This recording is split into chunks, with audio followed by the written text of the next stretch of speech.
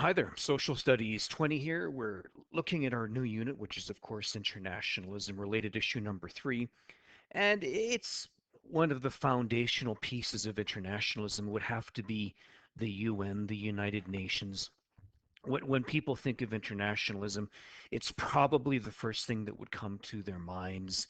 The UN, the purpose of the UN, what it does do, what it doesn't do. It's a really good encapsulation of, the vision of what international could be and the reality that often is the result of that vision of internationalism. So, what we're going to do today is just examine the structure of the UN, when it was established, how it works, its role, membership, and so on. And as we go through the unit, we'll evaluate the United Nations. To what degree does it work? To, what are its top 10 successes? What are its top 10 misses? We'll be doing all that over the next few weeks.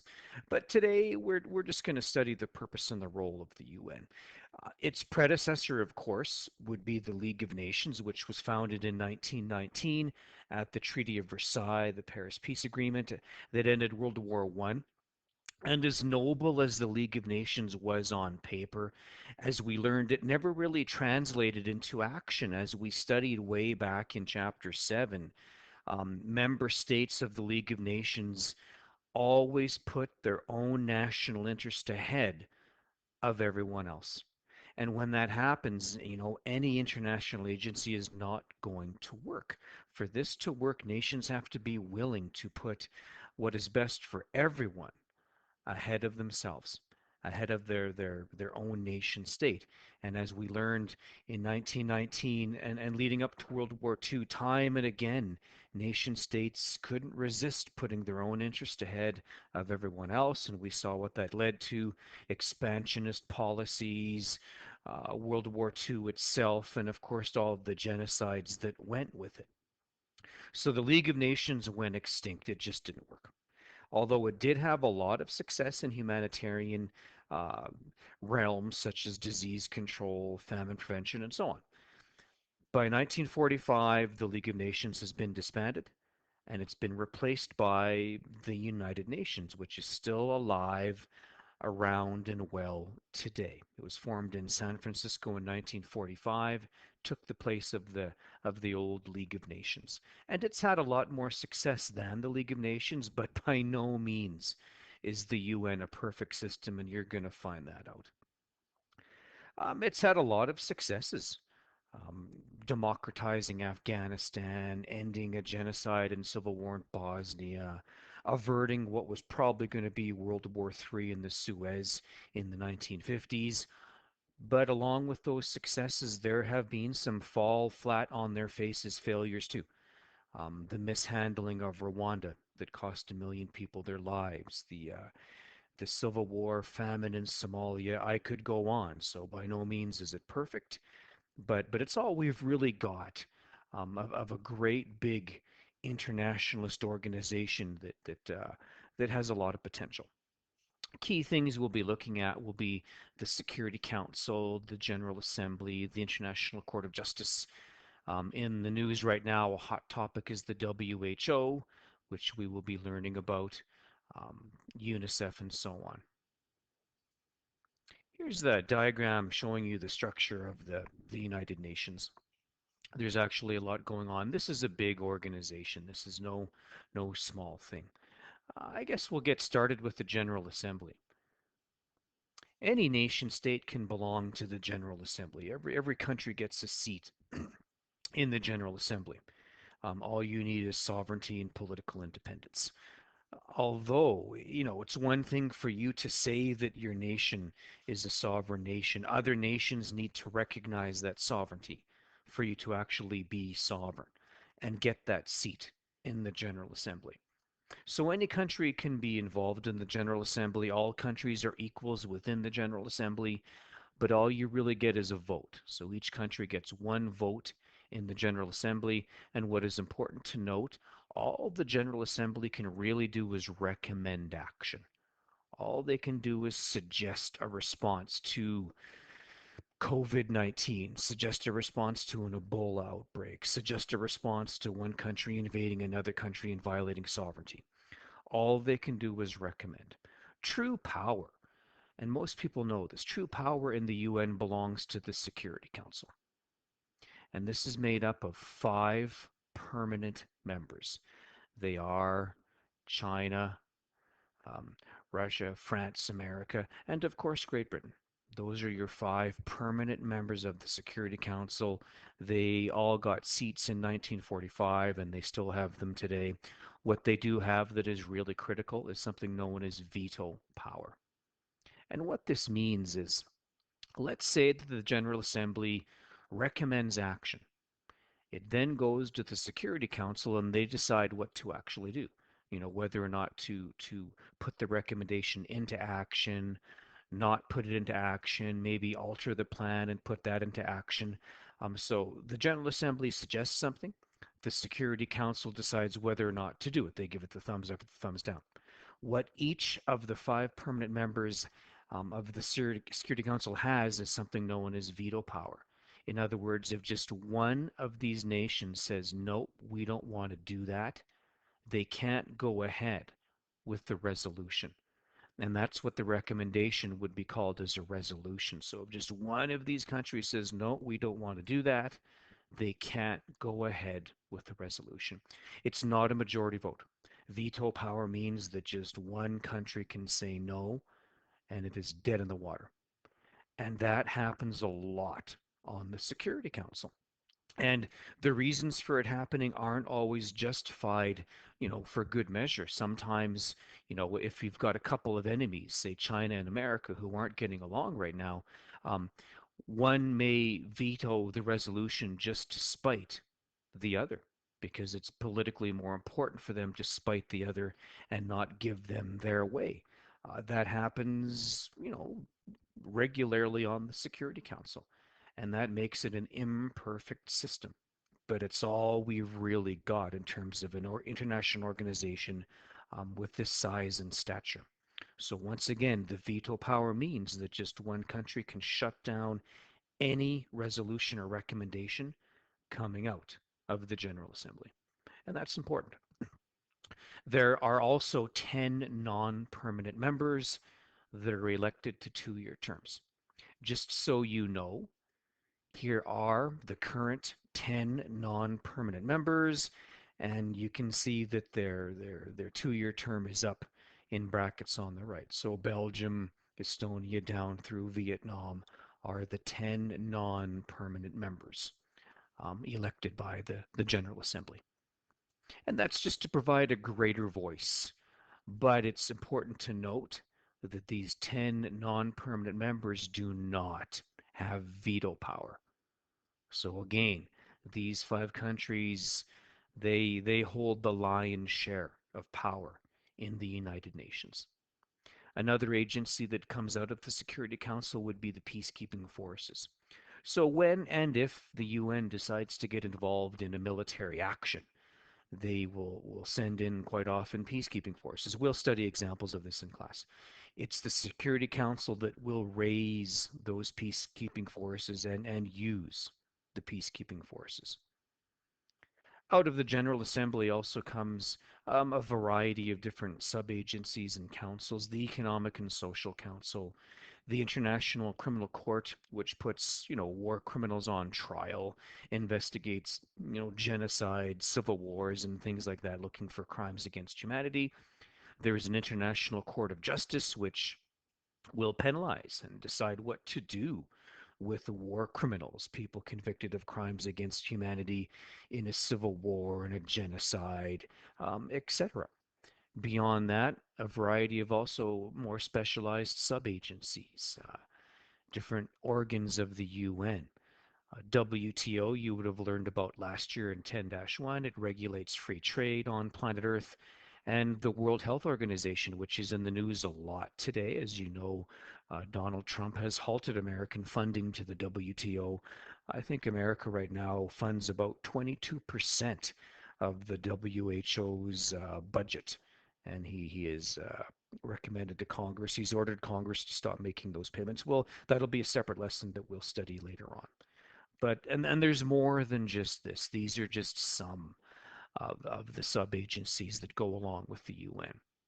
And finally, the General Secretary, sort of the head of the entire agency. Right now, it's Antonio Guterres. He he's the figurehead. The real power, as I say again, lies within the Security Council. So that is your basic structure of the United Nations. This is just kind of a quick glance. There's way more to it than just that, but those are the big things that you really need to know. The goal of the UN, it's got a variety of goals, but some of the bigger ones would involve implementing and protecting basic human rights on planet Earth.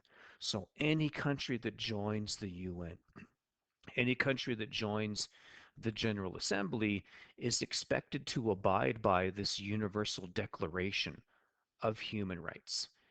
Um, and there are things that you and I, living in Canada, democracy, would probably, we do take them for granted. Not every person on earth would have these basic human rights.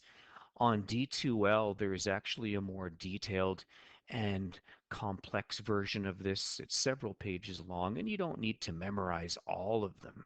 You might want to be familiar with some of them. The first nine or so are the really important ones, and I've kind of got them here on the presentation. So Article 1, all people are born free and equal. No one is born better than the other. Everyone is entitled to basic rights and freedoms, such as, your language, religion, political opinion, and so on. So again, it's recognizing and granting that basic human rights apply to every single person on planet Earth, not just people from democratic countries. We all have the right to life, liberty, security of person. No one shall be held in slavery or servitude, and so on. You are protected from cruel or unusual punishment or torture. We're all equal before the law. In other words, no government is above the law. We're all equal before the law, no matter who you are and where you come from. Um, those are the big ones. Those top nine are really the big ones, although there's way more than that. And so when we evaluate the UN, what we need to do is decide to what degree did they promote and protect these basic human rights. So, you know, did they do it? Did they not do it? To what degree did they help people attain and protect these basic human rights? Again, it's an imperfect system, so the results are going to be imperfect too, but that's kind of your basis, your evaluatory tool, Universal Declaration of Basic Human Rights. Covered that. Other purposes of the UN, well, to speak more generally, and they're very noble. Who would argue with these purposes?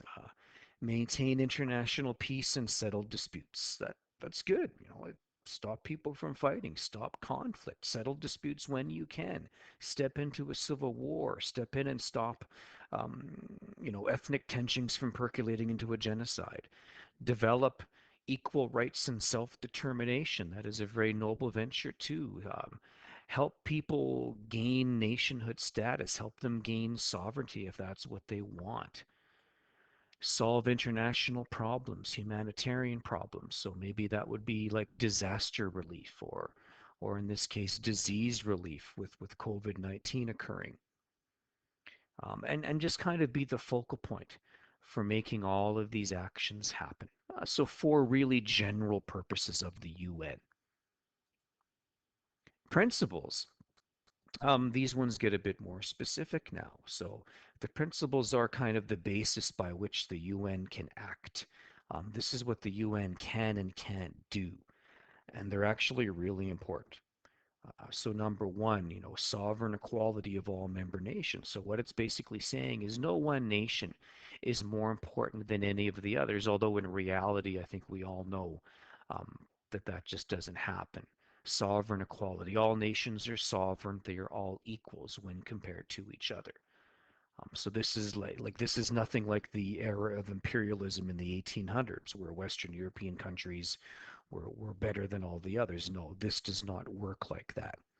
Members are expected to be faithful to the UN obligations. In other words, if the UN passes a resolution, you were expected to abide by it as a country, even if your country may disagree with what that resolution might be. They're going to settle things peacefully when they can. They're going to refrain from using threatening or bully tactics or force against any state unless they absolutely have to. Uh, all member nations have to go along with these principles. And a really big one that kind of it's confusing to me. I think it renders the UN not useless but close to on occasions. The UN is not allowed to intervene within domestic countries. So, in other words, the UN is handcuffed in many ways in that it may want to do the right thing in a country that is going through an ethnic cleansing or a genocide or a civil war. But if that host country does not want the UN, based on Principle 7, the UN can't go. They're not allowed to basically stick their nose where other people don't want it. And that's going to complicate things as we'll learn when we study Rwanda beginning later this week, maybe early next week. 7 basic principles of the UN. Um, this number 7, I guess while we're on it, is kind of at the root of the problem between Donald Trump and the World Health Organization right now. As I mentioned earlier, Donald Trump has has stopped funding to the WHO, and his claim is that the World Health Organization didn't do enough early on during the COVID-19 pandemic to warn people. He's accusing the WHO of listening to China too much. Um, China, according to Trump, was hiding the truth about the severity of the virus. The WHO listened. Trump's contention would be the WHO didn't ask enough questions. They didn't investigate China enough to establish how serious the threat was until Trump says it was almost too late. But according to principle number 7, the WHO wasn't allowed to go in and ask those hardcore questions and do its own investigation in China because they would have violated Chinese sovereignty. Just something to ponder as we move further on through this unit. Key terms you really need to know. The UN Charter, we kind of goes along with the Declaration of the Rights of Man that we just talked about. Peacekeeping, peacemaking, people often mix these up. Peacekeeping is when you send in troops to a troubled country, but they don't kill people. They don't attack and fight. They're there mainly as observers and protectors. Peacemaking is when you send in troops with the intent on fighting against one of the two warring factions in a civil war, perhaps. So peacemaking is when you send in troops with the intent that you're going to kill people, that you're going to fight and shoot and kill people. Peacekeeping is more, keeping the peace. You establish a truce and observe and make sure people are keeping that truce. Peacemaking is using force, going to war as the UN. And when you watch movies of UN peacekeepers, they're always the guys wearing those blue helmets. Their tanks and personnel carriers are painted white. You know what a genocide is. Um, you know, Probably that is the worst thing that can happen in terms of a violation of basic human rights. And so one of the things we study when we look at the UN is to what degree did they prevent and stop genocides? And you know what they mean. Genocide, ethnic cleansing, we looked at that in related issue number 2. A resolution is when the UN decides to do something, and they'll give it a number. Resolution 101, we're going to go to Rwanda and halt the civil war. So a resolution is something that is agreed upon in the Security Council, and they've decided to take action. It's been given a vote. Of all 5 members have given it the thumbs up. No one used their veto power. They resolved to do something. A convention is when the UN convenes on something. It's when they sit down and they talk strategy, they listen to experts, and they decide on what to do next at a convention. A sanction is an economic tool that the UN will use to force a country to do what they want them to do. So, a sanction, for example, right now, North Korea is being sanctioned because of their nuclear weapons program. Um, they refuse to halt it, and so the UN has sanctioned North Korea's economy. They're going to punish them economically. They're not going to trade with North Korea. The thinking being if we punish them in the pocketbook, if we punish them economically, it'll force that government to do, what we want them to do in the name of global peace and security. Veto power, you've already learned, it's when one of the five or more members of the Security Council say no to a resolution and stop it from happening. And a rogue state is something you should really understand. A rogue state is a country that won't go along with the rules of the UN. They do what they want. They do their own thing because it's best for them to do that. So a rogue state is a country that puts nationalism over internationalism. From a Western perspective, rogue states would include North Korea because of their nuclear weapons program. They would include Iran because of its nuclear weapons program. They would include Iraq. Countries like that would be rogue states. Interestingly enough, to other countries, though, countries from the West could be considered rogue states. When America invaded Iraq in 2003, they did so after the Security Council said, no, you can't go. And America went in and invaded Iraq anyway, which from that perspective could make America a rogue state. Um, America would consider Russia to be a rogue state, and vice versa. Here's some examples of veto power being used. Um, February 2017 in Syria. And I wouldn't go memorizing all of these, but just understand that the veto power can cripple. It can cripple a resolution before it can come out of the General Assembly and the Security Council and prevent countries from taking actions. We won't learn all about all of those. We will learn about some of those. Syria was the latest big one. America and Britain and France wanted to sanction the Syrian government for using chemical weapons, what is known as sarin gas, on the civilian population in Syria during a civil war.